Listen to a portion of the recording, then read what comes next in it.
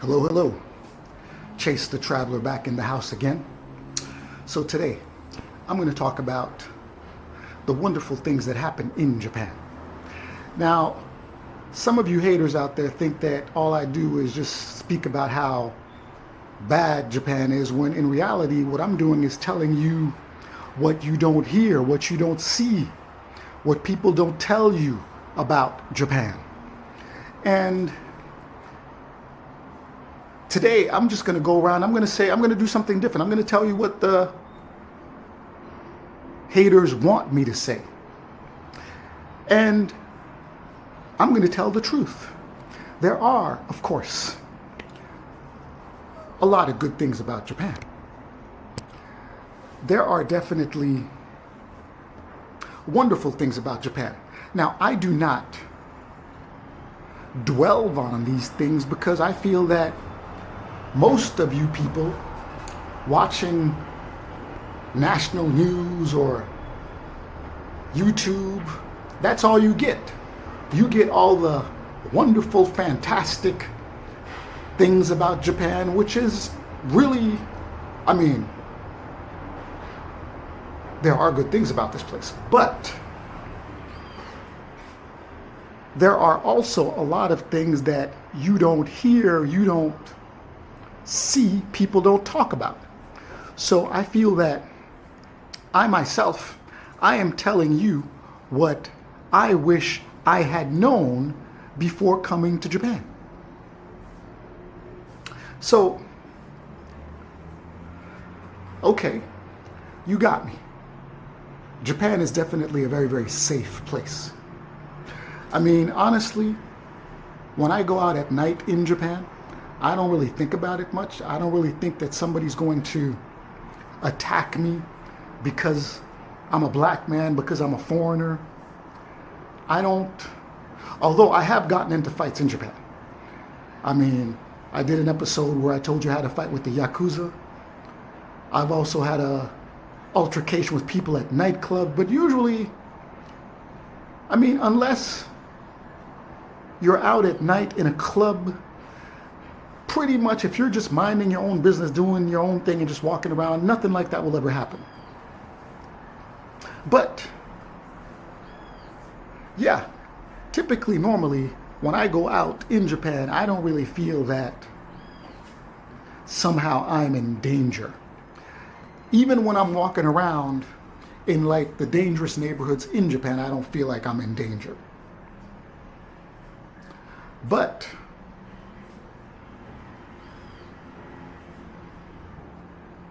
I have seen on TikTok this one lady talking about how she went into her hotel room and there was a guy underneath her bed. Now, she wasn't attacked. That's why I think that she might be credible, because typically when you hear something like that in other countries, you would hear about, okay, well, somebody was hiding under her bed, she got attacked, and she disappeared. But in Japan, that could happen, where all of a sudden the guy's underneath your bed, you scream, and then he just basically runs out. So, it's not funny, but I think that in a case like that, that was probably the best scenario that could have happened. He ran out. He didn't do anything to you. So I'm not saying that I'm not supporting that also. But definitely, Japan is definitely safe. Japan is definitely, I'd say 9 out of 10 times, if you're male and if you're of a certain stature, certain size, even if you're small, you probably don't have to worry about your safety. So that's one good thing about Japan. Now, of course, in Japan, there are a lot of opportunities for certain people. Not for everybody. Not for everybody. There are opportunities in terms of small businesses that you might be able to open up in Japan that you might not be able to open up in your own country. I mean, if you know what you're doing to a certain degree, you might be able to open up like a small little bar, which might seem like, I mean, coming from New York City, I mean, it would take like hundreds of thousands of dollars just to even get that started. So in Japan, you could probably get away with starting one with, depending on the area, you could probably start one with $3,000. That doesn't mean that you're going to get customers, but you can start one with about $3,000, and your rent could be like about $600-700 a month. I mean, I started a business in Japan where I had an English school, and my rent was probably about, the exchange rate at that time could have been about $800. I mean, it wasn't huge. It was probably maybe about 700 or 800 square feet, maybe even a little smaller. But so the amount of money that you're going to need to start a small business in Japan, like a bar, like an English school. I mean, some people, I know one guy, I still talk to him, who started his English school out of his house. I'm not sure you could do that these days, but he started it out of his house, and all of a sudden he had grown it until he went out of business. But I think at his peak, he had like about maybe 9 or 10 apartments that he was renting to people to teach English. But again, I'm not sure that he was able to grow it the way that he would have normally been able to grow it if he had run it in the United States. And I definitely don't think he got the financing that he could have gotten if he was in America. So therefore, when you're trying to do things on a small scale, you can do it. And again, if you're not paying a huge amount, you don't necessarily have to be in the worst neighborhood, which is a good thing about Japan. You don't necessarily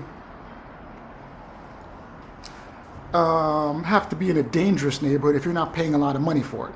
That's another good thing about Japan, is that you can go to the worst neighborhood in Japan and you can find like $1,000 apartment, or even maybe a $2,000 apartment. That's not normal. I mean, most people don't pay that much for their rent. But it is most certainly possible. Now, you can go to the best neighborhood and you can find a $500 apartment a month. Now, think about that. You go to the worst neighborhood in Japan, you can find an apartment for like $500 or $1,000. You also go to the best neighborhood in Japan, and you can also find an apartment for about $500 or $1,000, or even more, of course. Usually, typically where I'm from in New York City, I mean, the lower you pay, your security could be affected by it.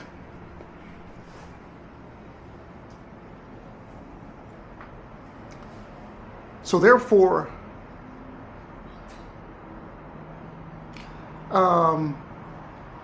that's one good thing about Japan, is that the amount of money that you have in your pocket doesn't determine how safe you are in the neighborhood where you want to reside. So that's a good thing. Another good thing about Japan is that, again, I mean, there are a lot of nice restaurants. There's a lot of information. I mean, you can get information online, you can get information, in print.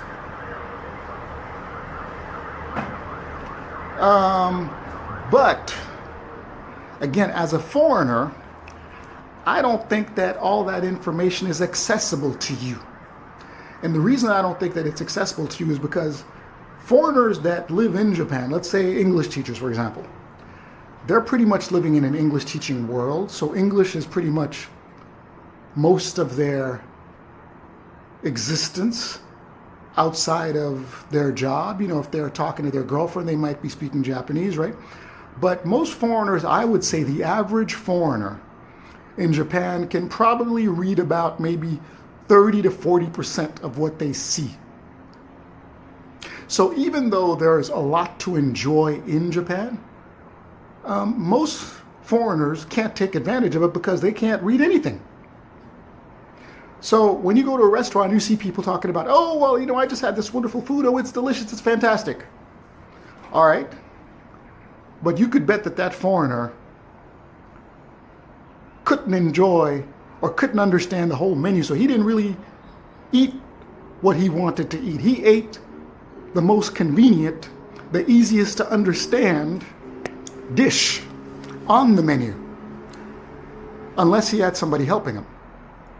So pretty much every single time you go to a restaurant in Japan, I mean, like I said, there is good food here. And pretty much it's hygienic. It's not like you're going to go and get sick off of it, although I've had food poisoning here.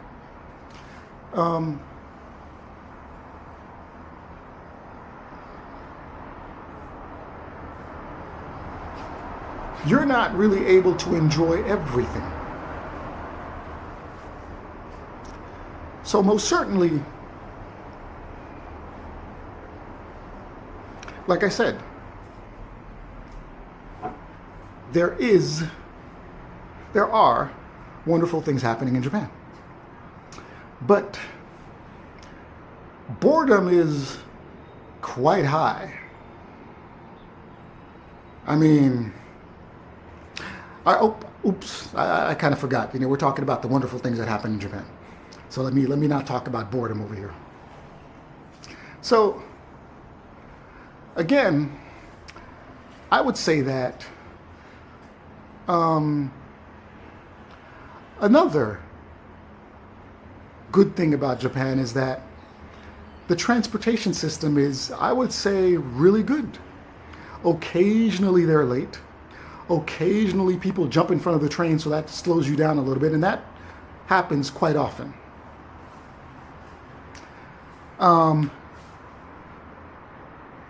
You're pretty much going to get to where you want to get to because they're usually very efficient when it comes to timing and when it comes to like setting your watch to getting on a particular train at a particular time and arriving at your destination at the time you assumed you were going to arrive. Aside from the fact that sometimes some people don't want to sit next to you and make you feel like you're like a creature from outer space, the trains do work on time.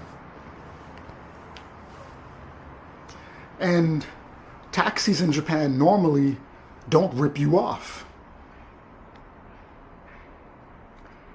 Taxis in Japan definitely, I've never been taken for a ride in Japan or, you know, been driven around in circles because I was a foreigner. That has happened to me in New York when I was sitting with some Japanese friends of mine and I was speaking Japanese. So the taxi driver thought that I was from somewhere else. And I was like, "Hold, wait, dude, what are you doing? You're like, you know, you're going around in circles. What's up?" So that has never happened to me in Japan. So in Japan, pretty much, you are most likely not going to be robbed getting in a taxi, and transportation is pretty much very, very good. Now,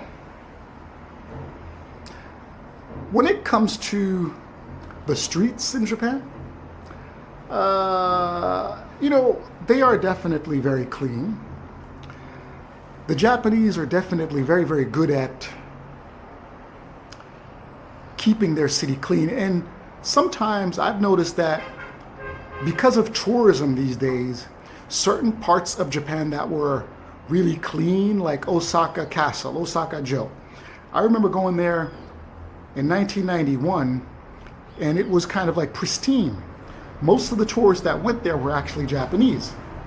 Now, I think I was there like a year ago, and most of the tourists weren't Japanese anymore, they were foreigners.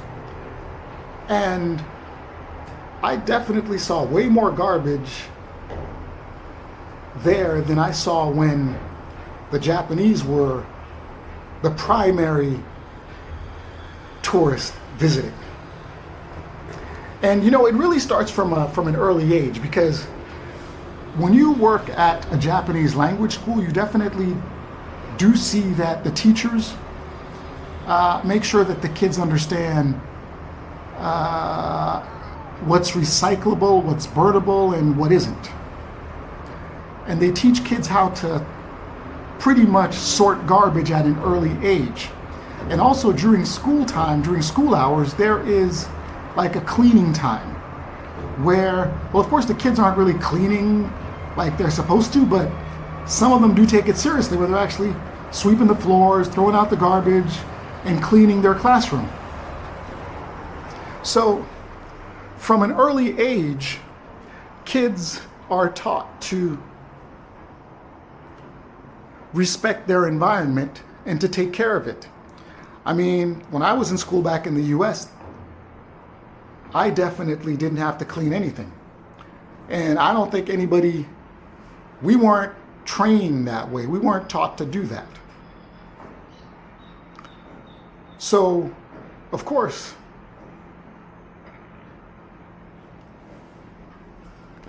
I would say that's a good thing about Japan.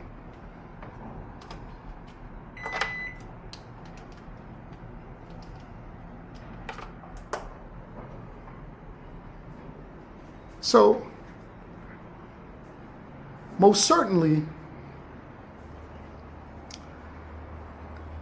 there are a lot of wonderful things about Japan. Another thing that I would say is that in Japan, you have, things work like they're supposed to. Things function like they're supposed to. Elevators work like they're supposed to. Cars work like they're supposed to. When you buy a product, whether it's electronic, whether it's, mechanical or whatever, you are pretty much not going to be disappointed in what you are purchasing, and pretty much it's going to work the way that it's supposed to work. And when you go into, let's say, an apartment in Japan, and something doesn't work the way it's supposed to, you're quickly going to get that settled. You're quickly going to get that fixed. And people aren't going to be making excuses to you as to why it's not working properly, or that it was your fault, blah, blah, blah. They're gonna take care of it. They're gonna take care of it.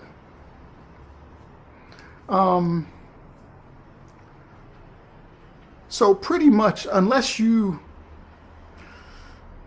misuse something or do something that you're not supposed to do, once you contract to do something with the Japanese person, that contract is pretty much going to be honored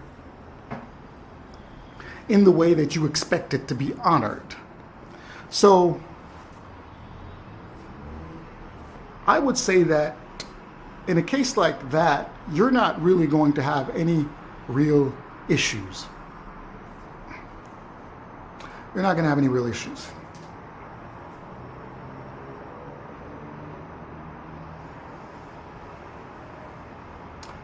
So, most certainly, there are a lot of good things about Japan.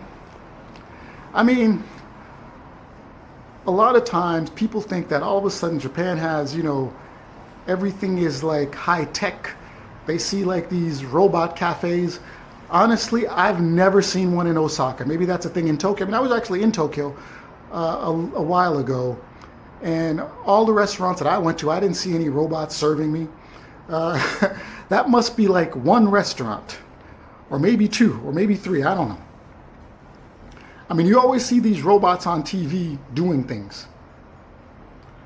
But, for the amount of walking that I've done in Japan, I haven't seen them.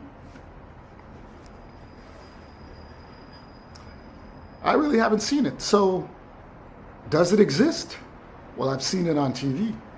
Have they served me or nope. So yes, of course,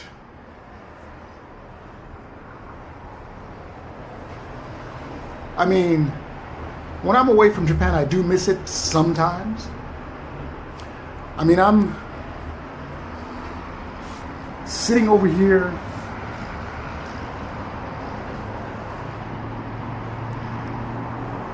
in Brazil, and I would say that, I mean, this building is pretty nice. I'm not disappointed in my accommodation, but I definitely do think that Japanese buildings are a little better built. What I'm saying is that there are 2 elevators to get to the floor that I'm on right here. But they're not like side by side. It's kind of like they're perpendicular or something. I don't know. I mean, and if you're standing in front of one elevator, you don't necessarily know that the other elevator opened. So you kind of have to stand in a funny way in order to really, to know which elevator to get on. And, in Japan that wouldn't have happened. So, but I mean, honestly,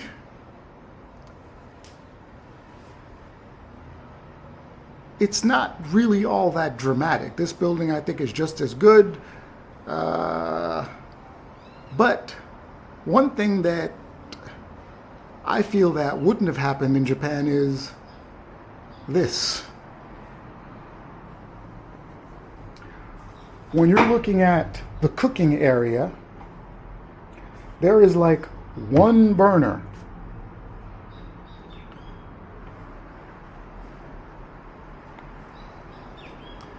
Now, of course, I understand that this is kind of like a studio, and I'm just here for a couple of days. But I'm kind of like surprised that, hold on a second, I mean, this is supposed to be like a luxurious apartment. This is supposed to be, I mean, not that I paid an arm and a leg for it, but this is supposed to be like a high-end place.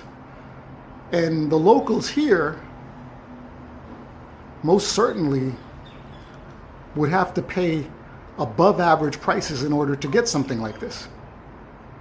So if the locals have to pay a really huge amount to get an apartment like this, I mean, I would assume that they would want something a little bit better to be able to cook.